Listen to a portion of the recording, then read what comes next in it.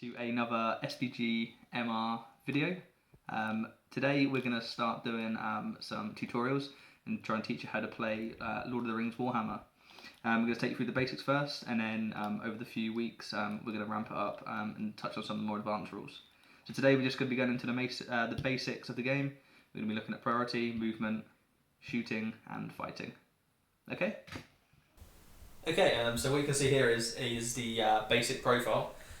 So on the far left, is obviously the movement. So that number 6 is 6 inches of movement, which is normally the usual for men on foot. So moving along is the F, it's a fight value. That shows prowess in combat. So the number on the left is for hand to hand, and the number on the right is for the shooting. Owls will have 3+. Most other models with a bow will have 4+. Then moving along, S is for strength, that's the amount of damage they can do to their opponent. D is for defense, that's pretty self-explanatory, that's their armor value. A is attacks, so in the attack phase, that will tell you how many dice you get to roll. Wounds, that shows you how many injury the model can sustain, so 1 is typical. Heroes and mighty heroes will have 2, maybe even 3. Monsters can have even more than that potentially. And then the last one is C for courage. That will come into courage tests, so the higher the courage, the better the model. Okay, so here we're starting with priority, where we both roll. And in this situation, we've both rolled a 4, which means that it's a tie. And in this situation, what will happen is both players will roll the dice once more, and hopefully a suitable winner can be found by the dice roll that's higher. What it means when you win priority is that you get to go first, you get to do the first movements, you get to shoot first, and you get to pick the fights when it comes to the combat phase, which we'll get to later on. Yeah, and this is how the first turn is decided in all battles, unless obviously you're playing a specific scenario which either gives priority straight away to the good or evil player.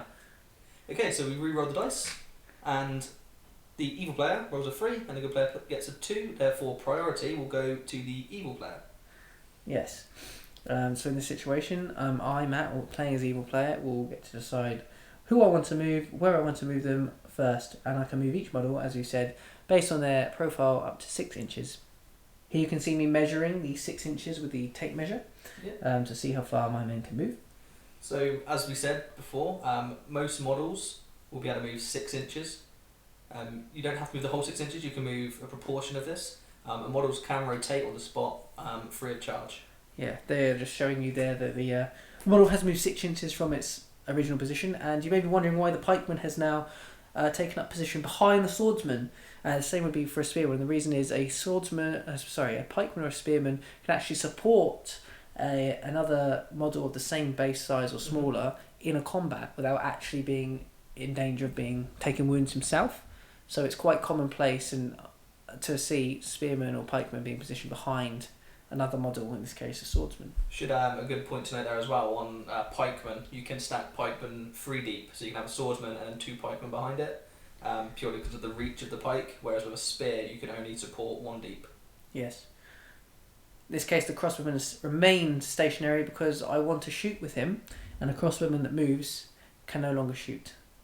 Okay, so now you can see the Gondorians are going to do exactly the same thing, except this time I'm going to charge into base-to-base contact with the Oryx to engage them in close combat. So you can see they are within 6 inches of range, so the combat is good and ready to go. They are. You cannot enter the control zone, which is a 1 inch imaginary circle around the base of another model, opposing model that is, sorry, unless you intend to charge them.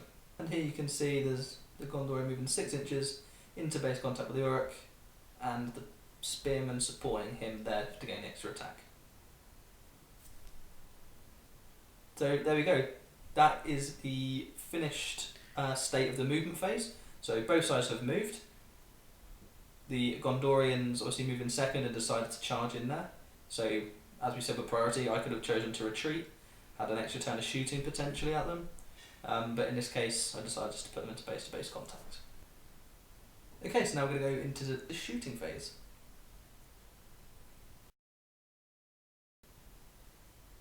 Here you can see the crossbowman, the missile troop of the evil player. I said before, he remains stationary, and he will now You can see me measuring out the range of the crossbowman. That's 24 inches on a crossbow. So I'm lining up, seeing if I can even see the opposing bowman, and I can. So he's in range and within sight.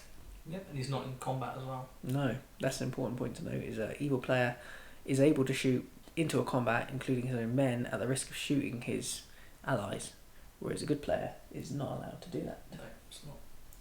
It's quite a good advantage to have sometimes. Indeed. So now deciding my target, I roll to see if I hit him. In this case I miss, rolling a 2.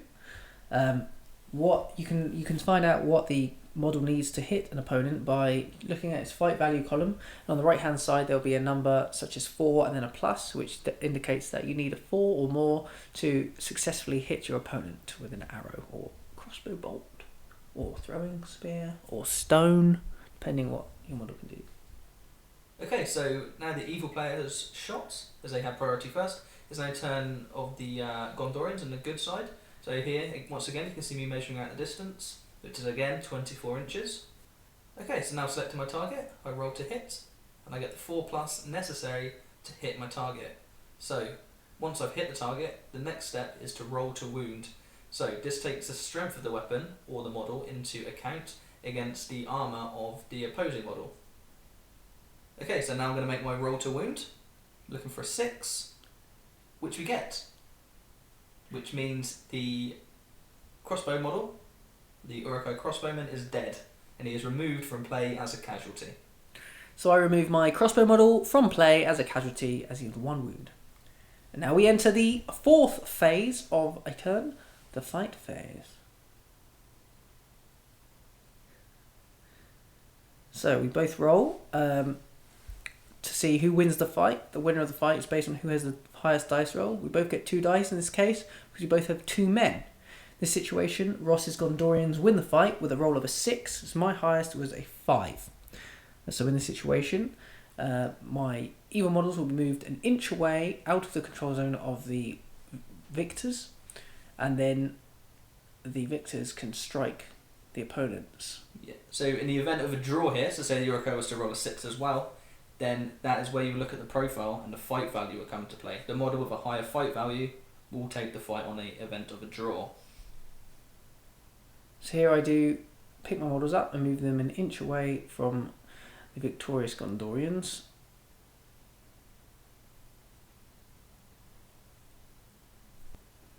Okay, so now I'm going to roll to wound the Uruk-hai, looking for 6s here.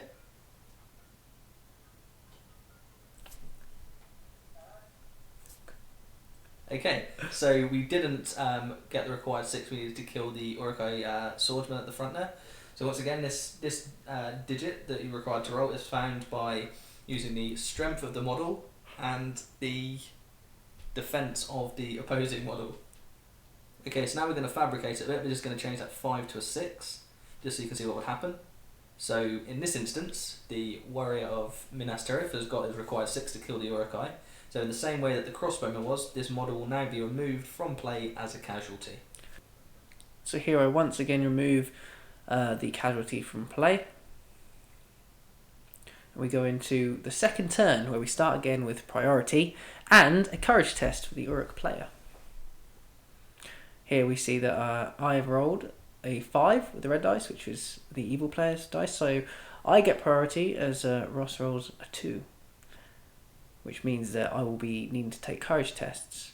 The benefit of not having priority when you need to take courage tests is that your opponent may have a bit of bloodlust and want to charge his men into yours. A model that is in combat hasn't got time to think about running away because he's too busy defending himself, so he therefore skips out the courage test phase. Whereas a man that is unopposed has to test for his courage, as he may flee the battlefield. If you fail a courage test, that model is immediately removed from play as a casualty. So I am rolling for my courage. I roll 2 dice and I roll an 8 there. So what you do with that is you look at your model's courage value and then you add it on to the 2 dice you roll. And if you get a 10 or more, the model is assumed to have passed his courage test and he remains on the battlefield. So in this case, I rolled an 8 with the dice and I add the courage of my model, which is a courage of 3. So that adds up to 11 and he remains in a fit state to fight. If I rolled anything less than a 10, he would have fled. And now this is a turn 2 movement phase. Seeing as I won priority, I will go first. You may have noticed we've introduced another model into the battle, which is a warg there. So first off, I moved my remaining infantryman 6 inches into combat again with the swordsman. And now looking at this warg, which is a cavalry model, he has the movement range of 10 inches rather than 6 to demonstrate that a cavalryman can move a lot faster. So here I measure out 10 inches required to get involved there, and I'm measuring out towards the rear spearman. So the warg there will charge into the spearman at the back and create a separate combat.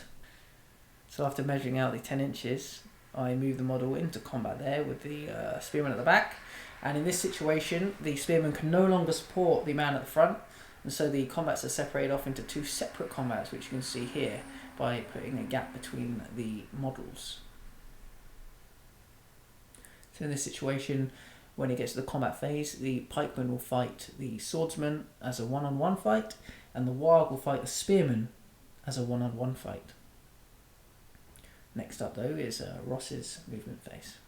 Okay, so now it's the Gondorian's movement phase, and I'm just going to move him up and charge into the warg, purely because, as we touched upon earlier, the good models cannot shoot into combat, so even if I wanted to use my match to fire at the warg or the urukai, I could not. So instead of leaving him there wasted, I can get the extra attack in on that combat, and I moved him up. A good point to mention about charging cavalry models here is that if a cavalry model charges another model, it gains a charge bonus, which will give you another attack just for the round that you've charged. So a warg normally has 1 attack, but now he will have 2 attacks. So this fight between the warg and the men will actually be an even 2-on-2 fight.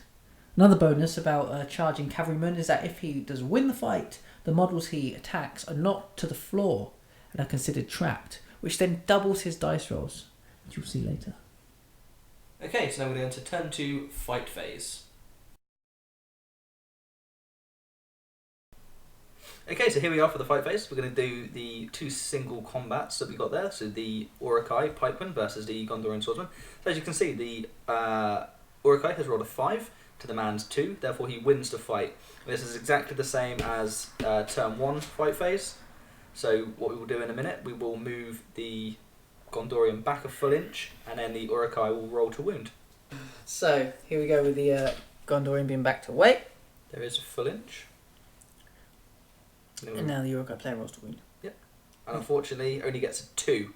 So obviously with the Urukai's strength and the Gondorian's defence, that is not enough to wound him. Yes. However, in this scenario, for the purposes of the tutorial, we will fabricate the dice roll and adjust its value to be enough to slay the Gondorian. So I adjust the dice roll to a 5, and in this situation the Gondorian is a casualty and will be removed from play. Okay, so here we go. We're going to now resolve the warg battle. So remember, because a warg charged, he gets +1 attack, which is why Matt has rolled 2 dice there. So rolling a 6, the warg has won the battle, and the 2 Gondorians will be pushed away an inch and will be knocked down. Thus, the warg will gain double strikes. So that's the Gondorians being backed away and knocked over.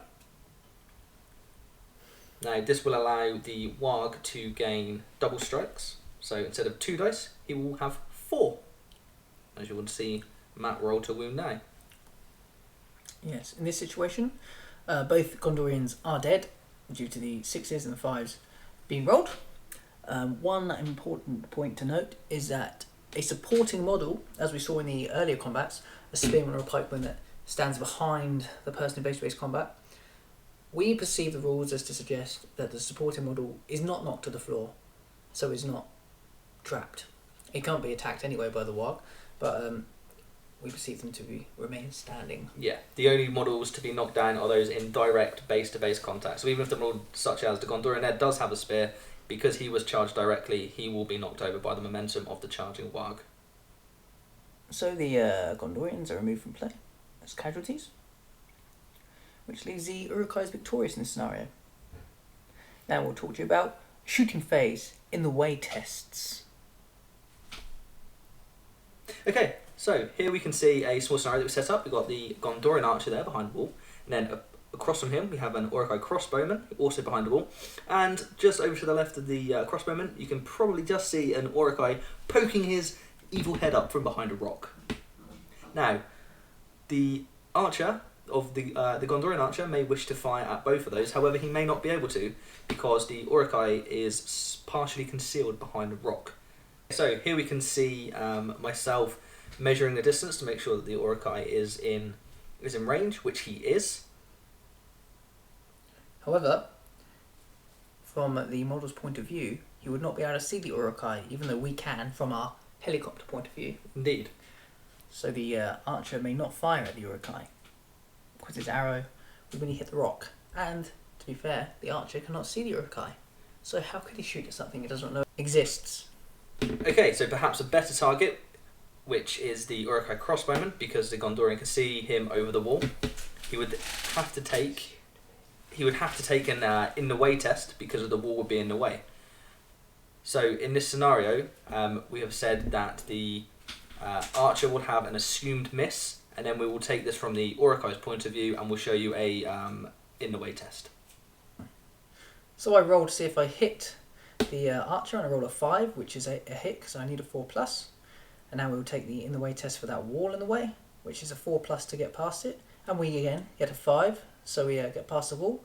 Now we see if we wound the archer, and we do, with another 5+. So the archer is removed from play. Now we will look at control zones. Okay, so in this scenario, the soldier in the middle, the Gondorian soldier there with the sword, would wish to charge through and charge the crossbowman. However, because of the placement of the other two Urukai on the flanks, he is unable to do so as he would infringe their 1-inch control zone. So we'll show you how to neutralise this in order for the Gondorian to charge through and charge his intended target. Okay, so now you're going to see how we can do this. So that's Matt measuring the 1-inch control zones around the Urukai, just to make sure that we definitely can't get through them without infringing them. And there is me showing my intent for the Gondorian to charge through the centre.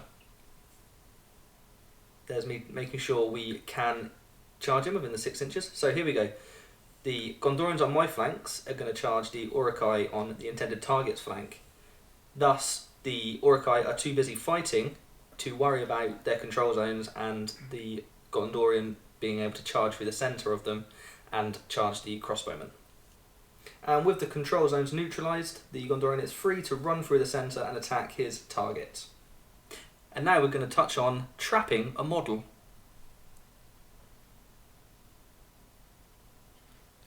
In this situation, the Urukai is trapped against the rock by the 3 Minas Tirith warriors. The reason being is, if the Minas Tirith were to roll a fight, for the fight and win, which we'll assume they do in this scenario, the Urukai model is unable to back away a full inch because he'd back into the rock. Therefore, the Minas Tirith warriors are rewarded with a bonus of receiving an extra attack per model to double their attacks. So you can see Ross gathers 6 dice and will roll 6 dice to see if he can wound the Urukai. And he can, with a 6 there, luckily for him. So that concludes our first tutorial. We hope you enjoyed this. Thanks for watching. Goodbye.